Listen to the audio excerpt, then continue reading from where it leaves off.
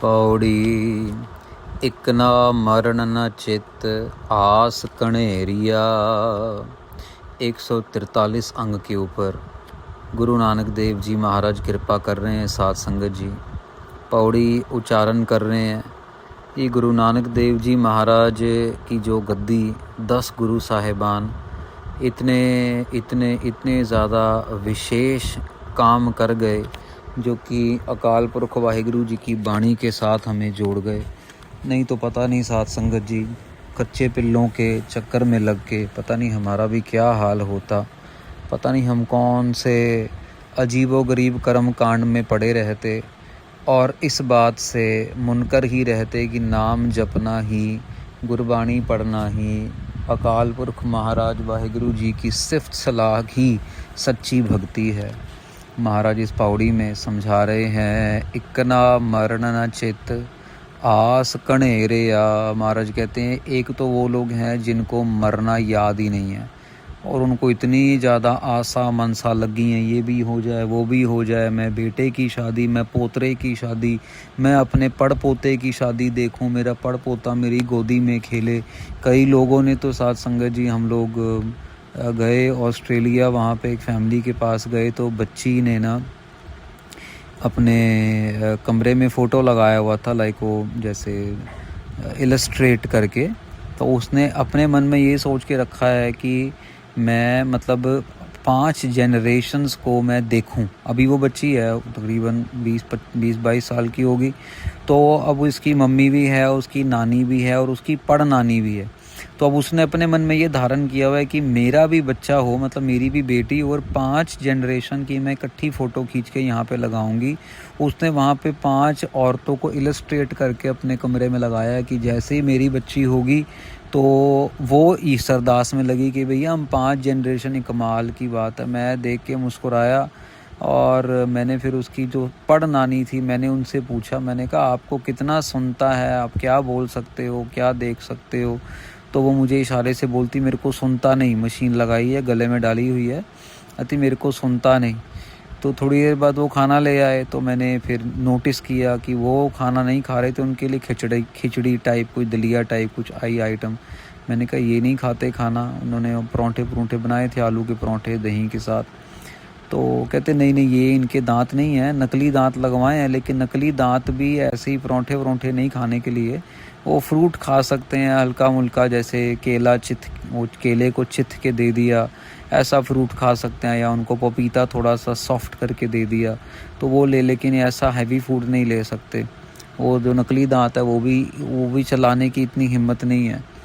तो मैं अपने मन में कुछ कहा तो नहीं, क्योंकि ऑब्वियसली आप जब जाते हो तो आपको हर एक चीज़ देखनी पड़ती है। मैंने कुछ डायरेक्ट तो नहीं बोला, पर उनको मैंने बाणी की पंक्ति से समझाया। मैं कहा नैनो नीर भये तन खीना, केस भये दुधवानी, कि भाई देखो बुढ़ापा आ गया है, अब तो सिर्फ नाम जपने का ही काम करना चाहिए, नाम ही जपने में हमारा जो है फ़ायदा है। तो साथ संगत जी, कईयों को तो अपनी मौत याद नहीं है। महाराज कह रहे हैं चित्त आस कणेरी, मरने की कुछ चिंता फिक्र है ही नहीं, याद ही नहीं है, और आशा मनसा इतनी रखी हुई है मन के अंदर।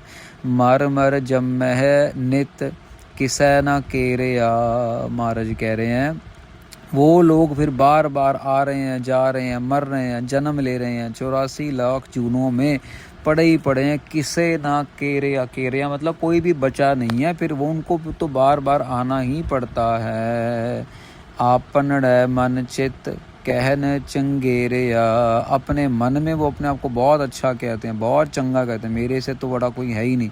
लेकिन गुरबाणी क्या कहती है, हम नहीं चंगे बुरा नहीं कोई। साथ संगत जी, ये गुण जो है ना, अपने आप को बुरा कहने वाला ये जो गुण है, अपने आप को नीवा रखना, अपने आप को नीचा रखना, अपने आप को कुछ किसी काबिल समझना ही नहीं, यही है साथ संगत जी। बस एक ऐसी पौड़ी जिस पे एक बारी बंदा चढ़ जाए ना तो परमेश्वर के बहुत नज़दीक हो जाता है। साथ संगत जी महाराज कह रहे हैं अपने आप को अच्छा नहीं कहना। कुछ दिन पहले एक संगत आई तो मैंने पूछा अमृत वेले का कैसे आपका सिस्टम है।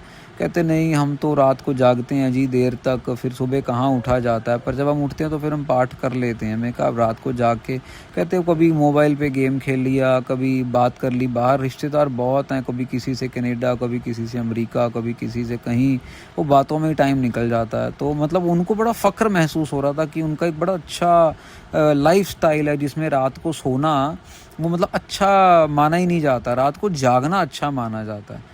तो मैं बड़ा हैरान हुआ, मैंने उनको समझाया, मैंने कहा कि आपको पता है कि जो पेड़ में जो पशु पक्षी बैठे हैं वो रात को जागते हैं कि सोते हैं, उनको जवाब ना आए। मैंने कहा आपने कभी सुनी है किसी की आवाज़ उनको? मेरे को सुबह सुबह आप उठते हो तो कितनी चहक महक होती है पंछियों की, कितने ऐन कोयल की आवाज़ कितना आता है। मैंने कहा, कहते हैं हाँ। मैंने कहा मुर्गे की बांग कब आती है, सुबह आती है कि रात को आती है? कहते सुबह सुबह आती है। तो मैंने कहा जब ये आपको कभी नोट किया होगा वनस्पति में बाहर जाते हो तो सारी रात ओस पड़ती है और जो खुशबू है फूलों की वो सुबह सुबह आती है कि रात को भी आती है?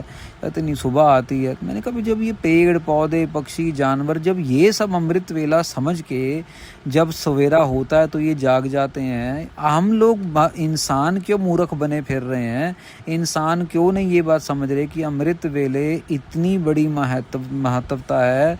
संत बाबा कुलवंत सिंह जी हजूर साहब के जथेदार साहब ने पीछे वचन किया, कहते अमृत वेले के लिए एक बात मैं बता देता हूँ। वो क्या बात है? कहते अमृत वेले बाजा वाले सतगुरु कलगीधर पातशाह गुरु गोविंद सिंह जी महाराज इतने नज़दीक होते हैं कि बस हल्का सा अपना हाथ आगे किया और कलगी वाले पातशाह बाजू पकड़ लेते हैं, फिर कभी छोड़ते नहीं हैं। इतने नज़दीक होते हैं कलगियाँ वाले गुरु गोविंद सिंह जी महाराज अमृत वेले अपने सिख के इतने नज़दीक होते हैं।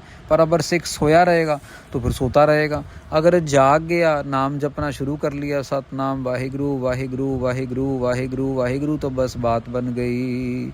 जम राज्य नित नित मनमुख हेरिया, अपने आप को चंगा कहता रहता है और उन्हीं लोगों को जो है धर्मराज जो है वो फिर नित नित साथ संगत जी मारने को घूमता है। मनमुख हेरिया, उसको पकड़ पकड़ के मारा जाता है, पकड़ पकड़ के ढूंढा जाता है, जमराज उसको पकड़ पकड़ के लेके जाता है ऐसे मनमुखों को। मनमुख लूण हाराम क्या ना जाने या, महाराज कह रहे हैं साथ संगत जी दो तरीके के वर्ड्स आए हैं, एक नमक हराम और एक नमक हलाल। हराम क्या है कि मतलब किसी का खा के उसी की थाली में थूक देना, कहने का मतलब किसी का किया हुआ जो है याद ना रखना, परोपकार किसी का याद ना रखना।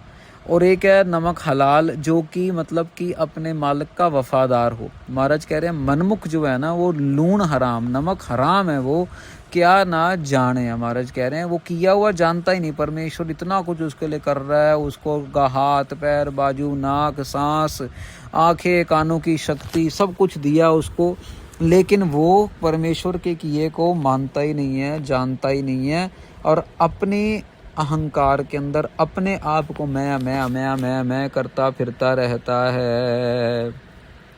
बद्धे करन सलाम। ऐसे ही साथ संगत जी एक बारी ना संत बाबा ज्वाला सिंह जी के पास, ये हरखौल वाले महापुरुष हुए, पुराने महापुरुष अभी तो नहीं, 1950s में ये चले गए शरीर छोड़ के, बड़े अच्छे बड़ी बली महापुरुष हुए, बड़े तगड़े महापुरुष हुए। इनके पास एक बारी एक मुसलमान फ़कीर आ गया, मतलब जो कि जादू टोने करने वाला था।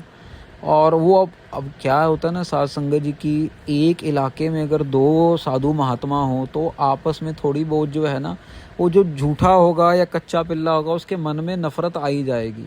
तो ये उसी इलाके में ये संत बाबा ज्वाला सिंह जी हुआ करते थे, हरखवाल ही होशियारपुर के पास है पंजाब में, और उसी इलाके में ये पीर फ़कीर था। एक दिन इस फ़कीर को इतना गुस्सा आया, इतनी संगत जाती है ये बाबा ज्वाला सिंह के पास, मेरे पास कोई आता नहीं है, मेरे पास जादू टोना है, काला इल्म है, इसके पास क्या है, इसके पास तो कुछ है नहीं। तो एक दिन जाता है, कहता आज मैं अब इसकी बेइज्जती करूँगा सबके सामने। क्या मन में धारता, कहता मैं सारे पिंड को पहले ही अनाउंस कर देता, बोल देता देखो मैं ये अपने आप को बाबा मानता है ना, मैं इसके जो गुरुद्वारा है, मैं इसके स्थान का जो इसका गुरुद्वारा सारा इसका दूध ख़त्म करके आऊँगा, देखना इसकी ताकत कुछ भी नहीं चलेगी मेरे सामने। वो जाता है जी, तो लंगर में बैठ जाता है, कहता दूध लेके आओ। तो वहाँ पे कहते भी दूध ले आते, कहते एक गिलास विलास नहीं, बाल्टी का बाल्टी दूध लेके आओ, तुम्हारा सारा दूध ख़त्म करके जाऊँगा आज मैं। वो सेवादार थोड़ा हंसते हैं, मुस्कुराते हैं, ले आते, कहते कौन बंदा एक बाल्टी दूध पी लेता है साथ संगत जी, कोई विरला विरला ही कोई होगा। ये बाल्टी लेके आते हैं, पूरी की पूरी बाल्टी दूध पी जाता है। अभी कहता और दूध लेके आओ करके गांव वालों को वादा करके आया कि मैं बाबा को हराना मैंने। दूसरी बाल्टी आती है साथ संगत जी, दूसरी बाल्टी भी पूरा दूध पी जाता है, इतना दूध पी जाता है। अब कहता और बाल्टी लेके आओ। अब उस टाइम साथ संगत जी खुले दूध होते थे, आजकल तो पैकेट लीटर के दूध है, उसमें तो खुला दूध गाय का मज का प्योर दूध होता था। आज से 75 साल पुरानी बात है, कम से कम ये 80 साल पुरानी। तो वहाँ पे ये और तीसरी बाल्टी आ गई। तीसरी बाल्टी आते के साथ ही वहाँ पे एक बाबा लखा जी हुए, तो उन्होंने ये बात बताई थी साथ संगत जी। बाबा लखा जी बाबा ज्वाला सिंह जी के सेवादार। तो बाबा ज्वाला सिंह जी के पास जाके कहता, महाराज एक पीर फकीर आया, दूध पे दूध पिए जा रहा है, तीसरी बाल्टी ख़त्म करने वाला है, क्या करना है? वो तो अब सारा दूध पी जाएगा, वो कह रहा है मैं तुम्हारा सारा दूध ख़त्म करके जाऊंगा, देखता हूँ मुझे कौन रोकता है। तो बाबा ज्वाला सिंह जी ने कहा कि एक गिलास दूध लेके आ, सिर्फ एक गिलास ले आए। बाबा ज्वाला सिंह जी ने कहा देख मूल मंत्र पढ़ते हुए जा, और मूल मंत्र पढ़ते पढ़ते उसको ये दूध दे दे, उसको बोल बस ये एक ही गिलास है, बस तू ये पी ले, ख़त्म कर ले, बस ख़त्म हो गया, हमारा सारा दूध ख़त्म हो गया। वो साथ संगत जी बड़ा खुश हो जाता है, पीर फकीर भी, सारा दूध 3 बाल्टी दूध था बस इनके पास, तो आखिरी गिलास बचा, अब ये पी लो बस आप। अब साथ संगत जी आखिरी गिलास पिए और जैसे घूंट भरे तो उसका पेट इतना दर्द हो, आफड़ा जाए पेट पूरा। एक घूंट छोटा सा पिए, फिर दोबारा पेट इतना आफड़ जाए, फिर पेट दूध पिए, एक घूंट। साथ संगत जी 3 बाल्टी दूध तो पी ली, लेकिन एक गिलास दूध जिसमें मूल मंत्र का जाप किया वो ना पिया जाए उससे। चीखे मार मार के रोए, मुझे माफ़ करो, मुझे माफ़ करो, मुझे महापुरुषों के पास ले चलो, वो पूरन संत हैं, मुझे ले चलो, मेरी गलती हो गई, मेरी आफड़ा जाए आफड़ा। एक गिलास दूध नहीं पिए हुआ साथ संगत जी। जब वापस आया तो बोला भैया मेरे से गलती हो गई, वो तो पूरन संत हैं, पूरन मेरे से तो एक गिलास भी दूध, अपनी बात नहीं बताई कि मैं 3 बाल्टी पी गया, क्योंकि वो शर्म आ रही थी ना बात में।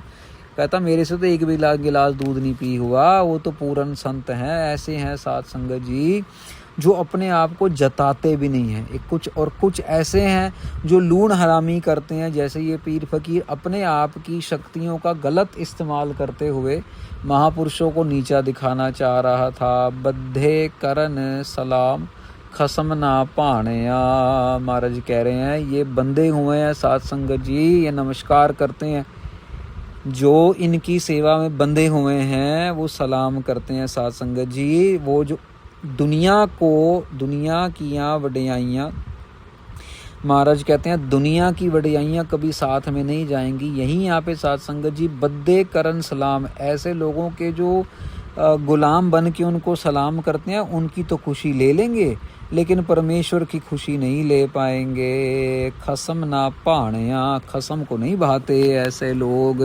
खसम को कैसे लोग भाते हैं साथ संगत जी? खसम को लोग भाते हैं जो खसम के हुक्म में चलते हैं। सच मिले मुख नाम साहिब भाव सी, महाराज कहते हैं नाम के अंदर हो सतनाम वाहिगुरु, सतनाम वाहिगुरु, फिर जाके वो साहिब भाव सी, फिर अपने साहिब को वो भा जाता है।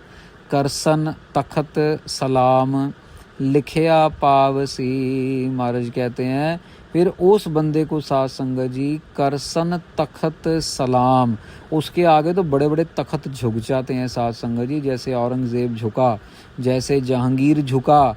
आपको क्या लगता है कि गुरु अर्जन देव जी महाराज ने शहीदी दे दी तो वो हार गए? हारे नहीं साथ संगत जी, हारा तो जहांगीर जो उनको बदल नहीं पाया, हारा तो जहांगीर जो उनको मुसलमान नहीं बना पाया, हारा तो औरंगज़ेब जो उनको मुसलमान नहीं बना पाया, छोटे साहिबजादों को, छोटे बच्चों तक को नहीं बना पाया, बड़ों को क्या बनाएगा साथ संगत जी। औरंगज़ेब इतना निकम्मा निकला बेचारा, देख लो तखत झुक जाते हैं। करसन तखत सलाम लिखिया पावसी, उनको फिर जो उन्होंने अपने कर्मों में अच्छा लिखवाया, नाम जप के वाहिगुरु वाहिगुरु वाहिगुरु, वो सब कुछ उनको हासिल होता है। तो यहाँ पे साथ संगत जी 143 अंग की पौड़ी जो है वो समाप्त होती है।